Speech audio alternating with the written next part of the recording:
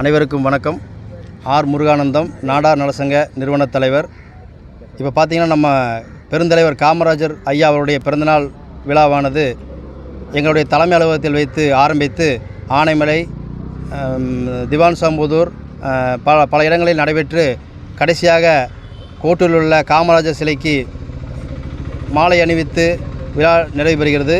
இதை பெருந்தலைவர் காமராஜர் ஐயா அவர்களுக்கு ஒரு மணிமண்டபமும் ஒரு திருவுருவ சிலையும் வைக்க சொல்லி பல முறை கோரிக்கை நாங்கள் கொடுத்தாச்சு. இது 3வது வருஷமாக நாங்கள் கோரிக்கை கொடுக்குறோம். எத்தனையோ பெரும் தலைவர்களுக்கு மணிமண்டபம் சிலையும் இருக்கிற நேரத்தில் பல அணைகளை கட்டிய கர்ம வீரர் காமராஜர் அவர்களுக்கு ஒரு சிலை இல்லாதது.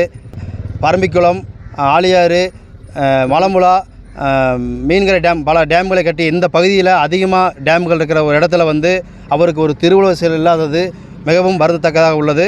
தமிழக அரசு கவனத்தில் கொண்டு உடனடியாக இந்த காமராஜர் சிலைக்கு மணிமண்டபத்திற்கும் ஏற்பாடு செய்ய வேண்டும் என நாடார் நலசங்கத்தின் சார்பாக கேட்டுக்கொள்கிறோம். வணக்கம். அகில இந்திய நாடார் நலசங்கம் மாநில பொதுச் செயலாளர் அருண்குமார். பொள்ளாச்சி பகுதியில் ஐயா காமராஜர் அவர்களுடைய 123வது பிறந்தநாள் விழா பொள்ளாச்சி, ஆனைமலை, கேரளா பார்டர் ஒட்டிய பகுதியில் கொண்டாடப்பட்டது சங்கத்தின் சார்பாக.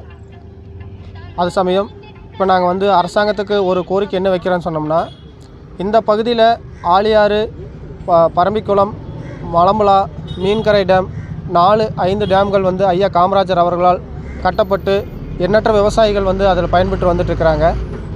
அவருக்கு இங்கே ஒரு திருவுருவ சிலை ஆனைமலை பகுதியில் இல்லை.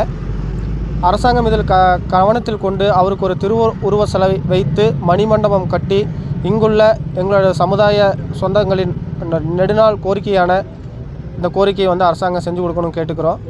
இந்த கொங்கு மண்டல பகுதியில் எங்கள் நாடார் நலசங்கத்தின் சார்பாக ஒரு கோரிக்கை அரசாங்கத்துக்கு வைக்கிறோம்.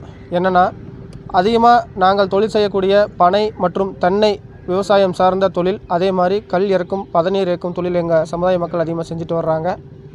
அவங்களுக்கு அரசாங்கம் முறையாக அனுமதி கொடுத்து கல்லுக்கு அனுமதி கொடுக்கணும்னு கேட்டுக்கிறோம். இந்த கோரிக்கையை அரசாங்கத்தை ஏற்றுக்கும்படி நாங்கள் கோரிக்கை வைக்கிறோம். ஒருவேளை அது ஏற்றுக்காத சமயத்தில் வரக்கூடிய 2026வது சட்டமன்ற எலெக்ஷனில் எங்கள் அகில இந்திய நாடார் நலசங்கத்தின் சார்பாக கொங்கு மண்டல பகுதியில் எங்களுடைய கல்லுக்கு யார் ஆதரவு கொடுத்து எங்கள் கல்லுக்கு அனுமதி கொடுக்குறாங்களோ அந்த கட்சியோட எங்களுடைய நாடார் நலசங்கம் கூட்டணி வச்சு அரசியலை சந்திக்கும்னு சொல்லி நாங்கள் இதன் மூலமாக தெரிவிச்சுக்கிறோம். நன்றி.